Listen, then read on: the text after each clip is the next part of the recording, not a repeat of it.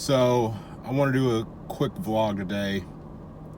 I just left the Air Force Base. I had to get my new military ID. So I've been in the IRR, which is the individual ready reserve, for the last 2 years or so. And my active duty CAT card, that's what it looks like. And my active duty CAT card was going to expire at the end of this month. So basically what this enables me to do, it lets me get on base, lets me have commissary privileges, exchange, and stuff like that. And to be quite honest, I'm not even real sure. I guess you're able to get on base with like a guest pass or something along those lines. I haven't, had to worry about that, in the last, 13, 14 years or so. So I don't know. I've never had to be on base in the last 2 years. Don't know why I would need to in the future, but I have it just in case. So another reason why it's important to have, so Oklahoma isn't really playing ball with the real ID thing, which basically means if you're trying to travel via airline or even try to get on base, my Oklahoma driver's license isn't going to be considered legit until they decide to get compliant with it or whatever.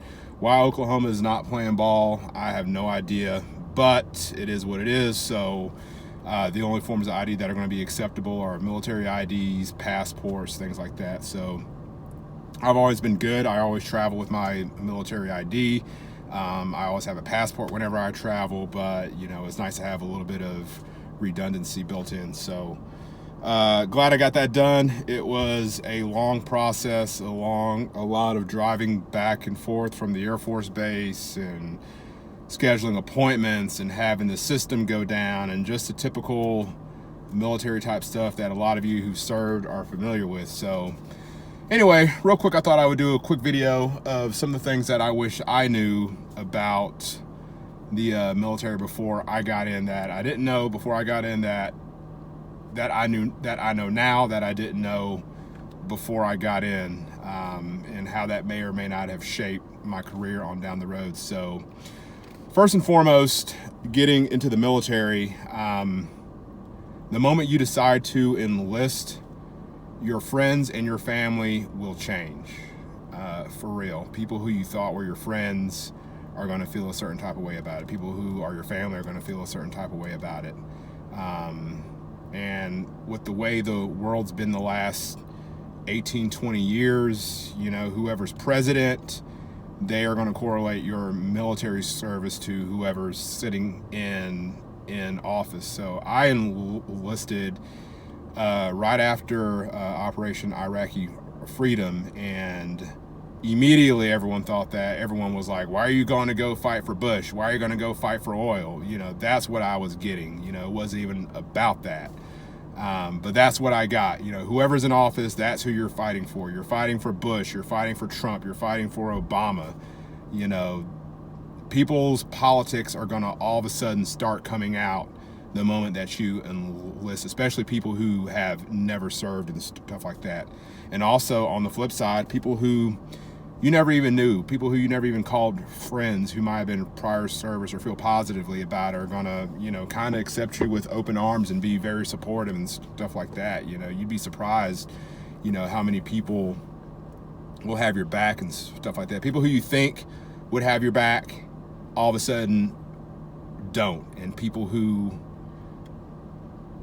you didn't think would have your back are very supportive of your actions. I think I mentioned in another vlog, which I'll mention now, but whenever I first enlisted, which was October of 2004, my former boss, the fire chief of the department I worked for, basically tried to have me terminated because I enlisted. And then when he found out he couldn't do that, then he tried to transfer me to another department within the city. And then long story short, I was able to keep my job. So that kind of ties into my next point. Know USERRA, know ESGR, know what the Department of Labor laws are before you enlist, especially if you're going Guard, Reserve, because that will save your life.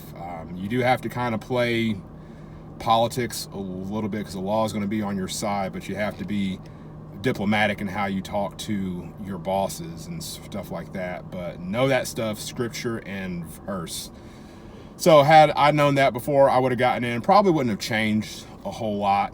I might have done things a little bit different in terms of getting more training initially and stuff like that, not being afraid to take the time off for the training that I felt I needed and things like that. So just, you know, and then in terms of friends and family, you know, ultimately that's your own call. You know, we all need a support system whenever you enlist, whenever you're overseas or training or whatever. You know, you need to have that support system to have your back at home, make sure everything's taken care of at home and stuff like that. And if you don't have it, it sucks. If you don't have it, it sucks. If you have it, then it makes everything go by a lot better. I never really had issues with that, but you know, I mean, it's really in what you want. Right. So the second thing that I wish I would have known about before I got in was, I wish I had a better understanding of the retirement system. So whenever I first enlisted, I had no idea how the retirement system worked. I wasn't tracking on that. You know, originally I had planned on doing, you know, my first contract, 8 years, and then being done. I didn't expect to get as far in this game that as I ended up doing. But in reality, it's not really hard. All you have to do is just like show up on time and like not be out of shape, and you'll go far in the military. So when I got down to where I was, I really had some hard choices to make, which I'll get into in another vlog, because there's a lot more to the story. I'll do another video on that.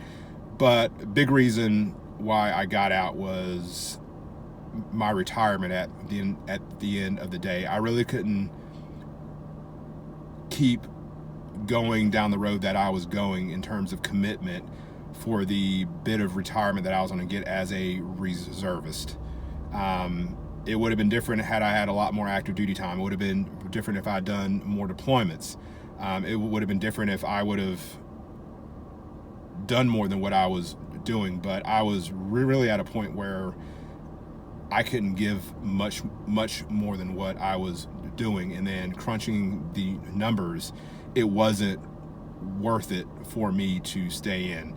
That might not be the same case for somebody else in the Navy or in the Guard or Reserve. You know, the formulas are out there, the charts are out there. It's not hard to kind of calculate where you stand, you know, based off of your numbers right now in terms of what your base pay is, years of service, how many points you have. It's easy to kind of get a projected calculation of where you'll be when it comes time for retirement. You know, I had about 7 years, I think. I forget how many good years I had, but I didn't have far to go. But for me, it wasn't worth it, so I got out. Had I known that before, had I known that, you know, whenever my contract was initially up in I think 2012, I would have just stayed out, or even 2016, I would have just bowed out. You know, at that point, I had already crossed off a lot of my to-do list in the Navy. I had set out and done most of everything I had intended on doing. You know, I should have just walked away from that. I think that's one of the laws of power: know when to walk away. So had I known that whenever I first got in, I probably wouldn't have stayed in.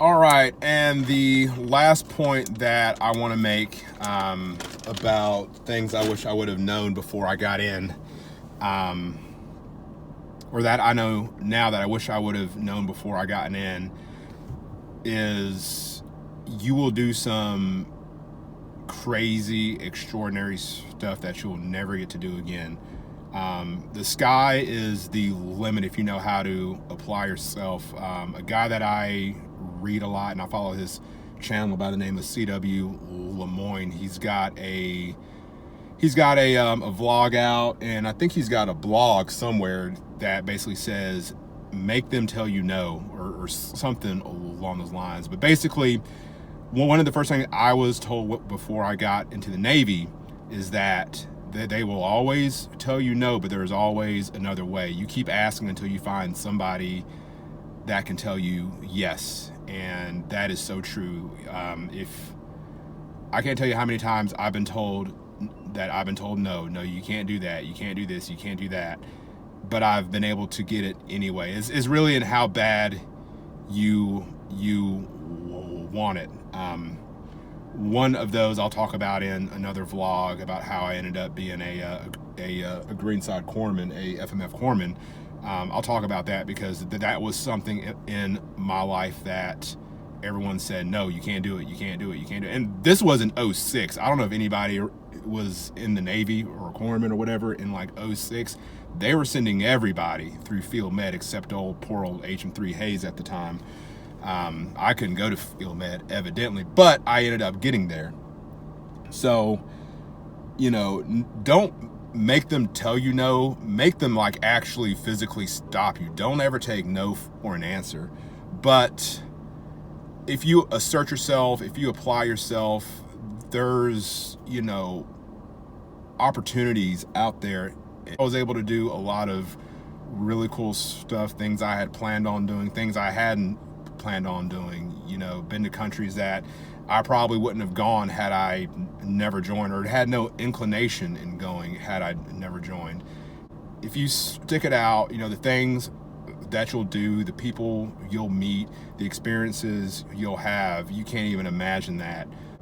Definitely, had I known what I know now, I'd get back in all over again. I guess I would prestige and come in at like a higher level or something along those lines. But anyway, I want to do a quick video. I'm trying to get used to vlogging and stuff like that, but the big thing about today was I was able to get my IRR ID card, and sorry, I got almonds here in my hand. I got my IRR ID card, so now I can get back on base because my CAT card was expiring at the end of this month. So anyway, like, comment, subscribe.